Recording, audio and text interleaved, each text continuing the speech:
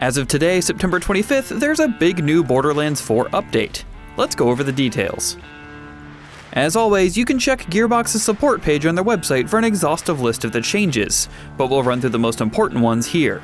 There's also a change in weekly activities that we won't belabor the point on because, well, they're weekly. You really want this video every week? I got stuff to do, man. Probably the biggest addition in this new update is FOV sliders for consoles. This has been a highly requested feature, and after some comments from Gearbox chief Randy Pitchford about fairness that left fans confused as it was a feature already implemented on PC in a game with crossplay, Gearbox has finally implemented this change. Hopefully you can take in quite a bit more of the action now, but you may also see a dip in performance with the increased FOV. In another highly publicly requested update, performance and stability should be getting upgrades across the board. Everything from hitching, to crashing, frame rate issues, and even character animations are getting tweaks, and Gearbox has said they're continuing to look at further improvements. Creative director Graham Timmons said over social media that he believes they've made significant improvements in the memory leak issue on console, but they're still investigating data to resolve issues. Also on PC, the graphics preset can now be set to high or very high when using auto detect. A huge number of items in these patch notes are specific bugs that have been fixed. Everything from enemy AI, to missing quest and audio triggers, to UI and visual problems, and even progression and rewards are all being addressed, all of which are detailed in the patch notes. The last category of updates includes balance changes for general gameplay, and then specifics for each Vault Hunter.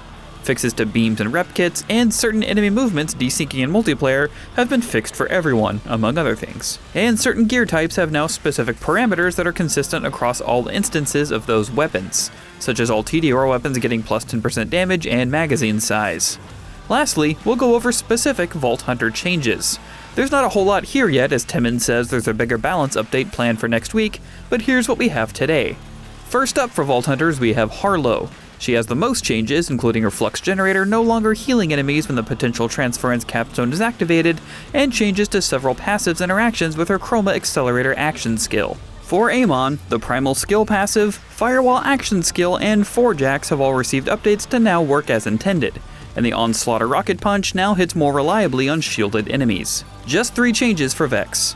Her Grave Harvest Augment won't trigger without having Incarnate activated anymore, her Blight Attunement passive now damages the Timekeeper as intended, and her Spirit Bomb passive now correctly counts as companion damage and will change its element as it should.